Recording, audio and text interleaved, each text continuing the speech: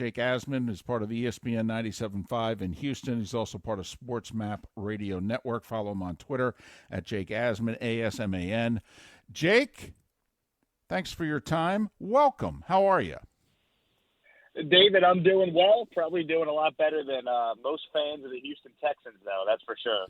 Well, and sometimes, ladies and gentlemen, in fact, oftentimes, the guests have better material than the hosts. So Jake on Twitter about 15 years ago was promoting his appearance, and very appreciative of that. He says, I'll be a guest on Mad Dog Radio to talk about a certain quarterback being unhappy with a certain franchise that plays football in Houston. And I joked, yes, we will go looking for some certainty. Hey, in all seriousness, what if my point of view, Jake, is, all right, this is a marriage in which one side feels the other side has cheated on them, and they're done. They're out. Well, we all know marriages in which there's been infidelity, and that takes 6 months, takes 12 months. But you know what? Whether it's for the kids or whatever, they end up, they work it out, or at least they decide, let's give it a second chance. If I'm Houston, I'm willing to spend a year to save this relationship. Do you think they are? That's the $1 million question right there. So I checked in with some people that have strong knowledge of what's going on, and the Texans stance publicly has been, we're not trading him. Privately, they have told anyone that has called, we're not trading him. But I just think there comes a point where Nick Caserio, who's the general manager, who inherited this mess, who I think in hindsight, maybe if you injected him with troop serum, if he would take this job, maybe he wouldn't in hindsight, because I don't think he even realized just how toxic the situation was between the franchise quarterback and the owner, and, of course, Jack Easterby, this mysterious former character coach who now has a major influence over the organization. I think there'll come a point where Caserio just looks at it and goes, hey, we need to try and maximize Deshaun's trade value because he's not going to play for us. Even if he does show up at some point next year, is he going to pull a Jalen Ramsey and say, oh, my back hurts, my hamstring hurts, I can't play? It could just be such a distraction all year long. It could be such a mess inside the locker room. It puts David Culley, a first-year head coach, in a really tough situation. So I think at some point, there'll be that deadline, that unofficial deadline of the NFL draft where you would expect something to happen. Now, that being said, David, if they don't trade Deshaun Watson the week leading up to April 29th for the draft, then I think the Texans would be dug in. They'd be willing to deal with the backlash and the national heat and the local heat they'd be getting from their fans on not trading Deshaun or allowing the situation to get so ugly where a quarterback who is just 25 years old, coming off the best season of his career, even without DeAndre Hopkins, is sitting here and he doesn't want to play for you. So it's basically a game of which side will blink first. Watson's camp continues to say he will not play for the Houston Texans, and the Texans continue to tell anyone who will listen, we're not trading Deshaun Watson. Jake, do you believe that public opinion will always be on Deshaun Watson's side in Houston? Let's play this out. They both dig in. The Texans aren't being mean about it. They're not being nasty. They just say, listen, we don't want to trade him. That's why we gave him the deal. We have no plans to ever trade him. All right? We hope at some point we can sit down and talk. And then it becomes July, and training camp in August, and the season starts. Do you think there comes a point in which the public, which is 99% on Deshaun Watson's side, starts to say, hey, come on, man. I mean, at least talk to him, hear him out. I mean, you are walking away from $15 million this year. I mean, you're obviously not going anywhere this year. You might as well play here. I think that could happen depending on how Deshaun and his camp continue to handle the situation. I mean, to this point, Deshaun has gone out and his agents have requested a trade, and he really hasn't said anything else, right? This is, of course, I'm based here in Houston. We just took James Harden force himself out of the Rockets, and the Harden route was, well, you show up to camp out of shape, you basically blast your teammates publicly at a press conference, you get seen in Vegas partying before training camp. Like, Harden basically ran the flawless playbook on how to force a team to eventually trade you. I don't know if Deshaun's going to go down that path, but I think if he went down that path, maybe then the fan base would start to turn on him. But Deshaun Watson is such a beloved figure in this town. He's, finally that franchise quarterback that Texans fans have waited for since the franchise was founded in 2002. So I don't know if the perception will change drastically, because the resentment and the distrust and the real sports fan hatred towards the owner Cal McNair and the executive VP of football operations Jack Easterby is so strong. I think to this point Deshaun has kind of been given a pass. Maybe if we get closer to the season and this is still going on, that could change. But right now this is unique because this is a player that's not holding out because he wants to be paid more. He's not holding out for various reasons. The reason why he's holding out is because he just doesn't trust the owner, doesn't trust the people involved, and feels like he's been lied to over and over again about the direction of the team going forward. He's Jake Asman. He's host of the Jake Asman Show on the Sports Map Radio Network, and he's also part of ESPN 97.5 in Houston. You can follow him on Twitter at Jake Asman. This may seem unrelated, but I will bring this back around. In Houston, do Texans fans feel as if the organization letting J.J. Watt go and find the best place for him, that they did him right or they did him badly? Because from where I sit, I actually thought they did him a solid. I agree with you, David. I think J.J. Watt is a Mount Rushmore Houston athlete. If you're going to do the Mount Rushmore of Houston sports figures, J.J. Watt and Hakeem Olajuwon are on that list, and you could debate the next two. Watt is that influential for what he's done, both on and, of course, off the field with all his charitable endeavors. So I think if there was ever a guy that, at this stage of his career, he's turning 32, his cap hit makes him easy to just cut. There's no dead cap charge. They saved $17.5 million.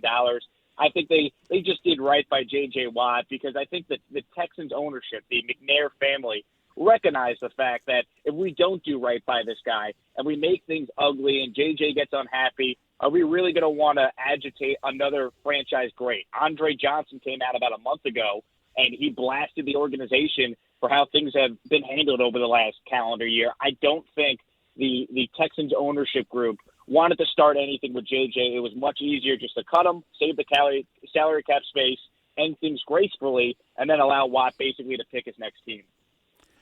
Jake, is this more Jack Easterby or is this more Cal McNair? Because in theory, if we go back to the marriage analogy, that if it ever got to the point where Deshaun's camp, whether they said it or not, but if Cal is like, listen, if I got rid of Easterby, would you give me a second chance?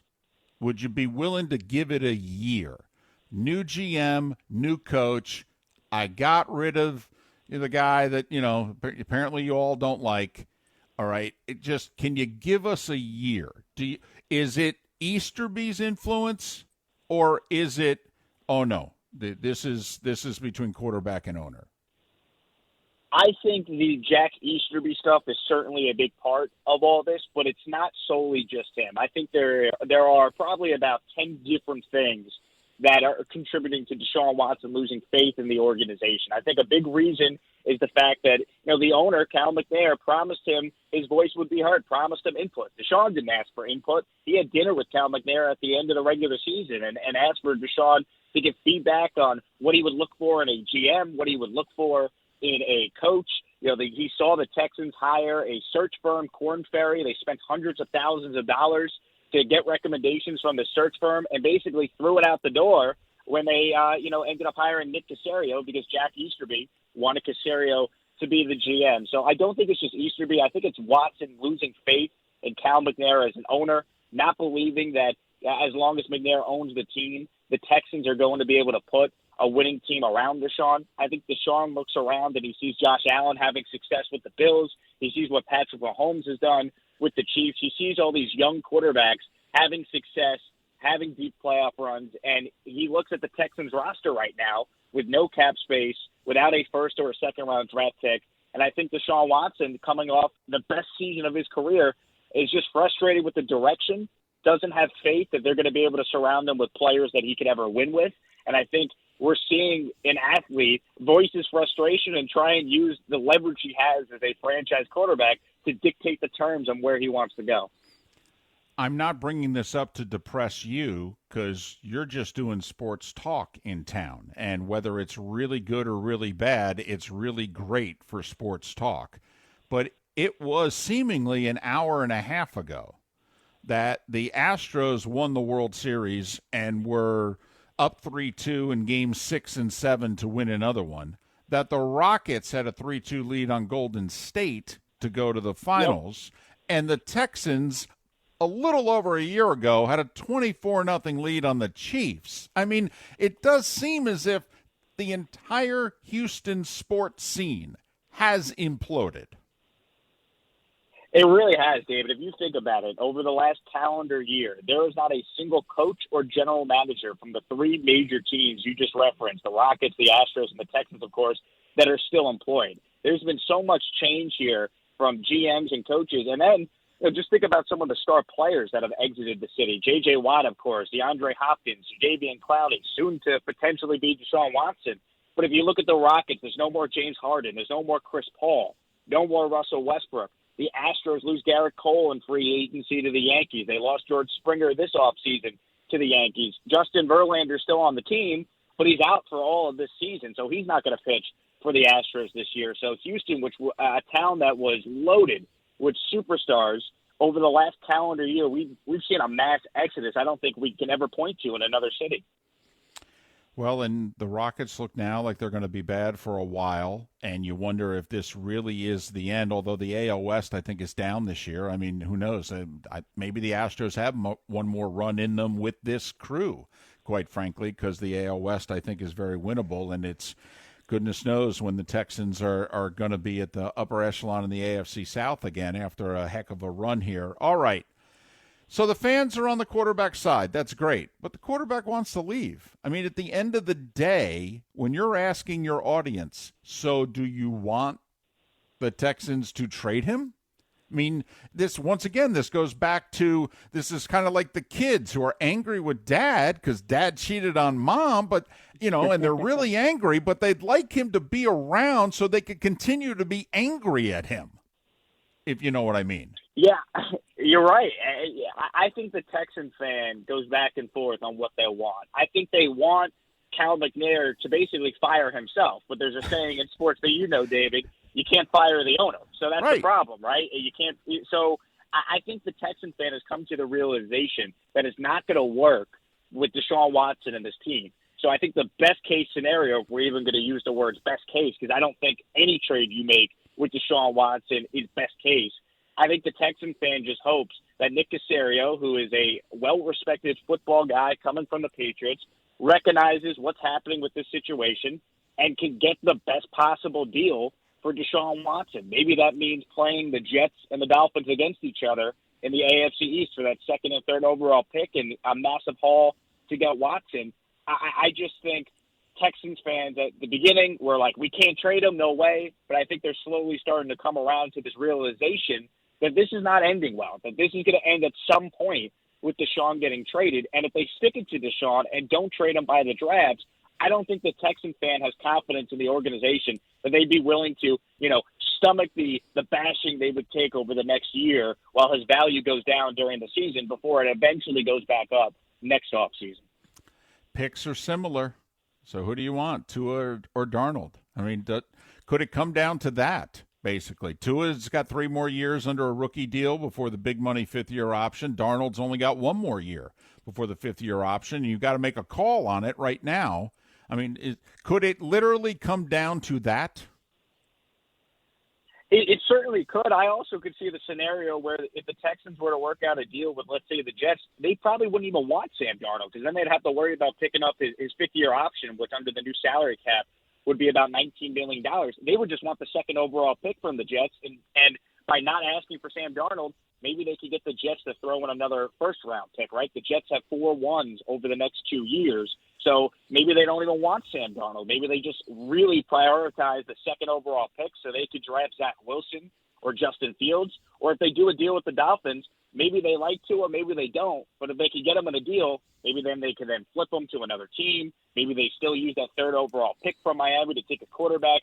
There are so many different scenarios here, right? What if the Jets come calling and the Texans are willing to trade Watson to New York, but then the Texans realize, all right, well, we have the second overall pick. We don't have any other draft picks. What if we trade down from 2 to a team like 4 with Atlanta, or Carolina comes up from 8 to 2 and they get another first-round pick next year, and you could try and rebuild your team by just accumulating as many first-round picks as possible. So if they eventually end up trading Watson, David, I don't know if there's a clear path on what Nick Caserio would want to do. I think it comes down to what his view is of some of these quarterbacks coming out and what he thinks of Sam Darnold, what he thinks of Tua, if he's going to make a deal that includes those quarterbacks in the package. And, Jake, I said at the beginning of this interview, my gut is I am not trading him, and I will sacrifice a year to try to salvage this relationship. But it is the perfect storm in terms of compensation. You've got 2 division rivals at 2 and at 3. And even though the Jets probably would be willing to give up more, you figure the Dolphins are like, do we really want to try to beat Deshaun Watson and Josh Allen 4 times a year for the next 10 years? I mean, seriously, can we really let him go to New York? So you can get the division rivals bidding war. And like you said, then you've got 2, 3, 4 other teams who will want to trade up for a quarterback, never mind if anybody wants to trade up for anybody else. I mean, this is the perfect storm to restock the cupboard, if you know what I mean. I would want to wait a year. That's my number one option. But, Jake, I feel as if you pushed option 2 on me, you could win out. I agree, David. I think in a perfect world, right, the Texans just say, hey, Deshaun, we're not trading you. We're going to be awful next year. A.J. McCarron or Josh McCown will play quarterback for us, and then we'll go 2-14, get the first overall pick, and then trade you and really start our rebuild. But I don't think Nick Caserio will look at it like that. I don't think David Culley wants, his first year as an NFL head coach after being in the league for 30-something years to be 2-14, and then who knows where the franchise would go. So I lean towards, as we talked about, option B, and that would be you try and get a bidding war brewing between the Jets and the Dolphins, because those are the 2 teams that, in theory, could offer you the greatest package. And then, maybe you trade down from 2 or 3 and get even more picks, and you end up with maybe Mac Jones later in the first round or Trey Lance. So there's a lot of options for the Texans here if they decide to trade Deshaun, but the stand still remains internally. We're not trading him. If you call about Deshaun, we're not picking up the phone. But, hey, it's only, as we sit here, February 28th, so there's still plenty of time between now and April 29th when the draft begins for that to really change. The Jets with 6 of the top 98 picks in this draft and 2 first-rounders. Next year, the Dolphins with 5 of the first 80 picks of this year's draft, and Houston not picking until the 3rd pick of the 3rd round with a disgruntled franchise quarterback who's 25 years of age and under contract for 5 more years. Just remarkable. Jake, the NFL has turned into the NBA, and fans seem to like it. It's crazy. You wonder if Watson's situation continues to start a trend where if a quarterback's unhappy, they voice their displeasure, and one thing leads to another. They end up getting dealt. We're seeing Russell Wilson be passive-aggressive with some of his comments. We already saw Matt Stafford get traded. Carson Wentz has been traded. So it seems like the quarterback position has kind of become, the superstar NBA player, and we're seeing it more and more now in the NFL. Jake, thanks for making so much time for us. Appreciate your insight from Houston. Stay safe. Be well. David, appreciate you having me on the show. Thanks so much to you, and I hope all your listeners have a great weekend. Jake Asman, host of the Jake Asman Show, weekday mornings on SportsMap Radio Network. He's also part of ESPN 97.5 in Houston, and you can follow him on Twitter rather easily at Jake Asman, A-S-M-A-N. Jake Asman joining us here on Mad Dog Sports Radio Weekend Playbook, Sirius XM 82.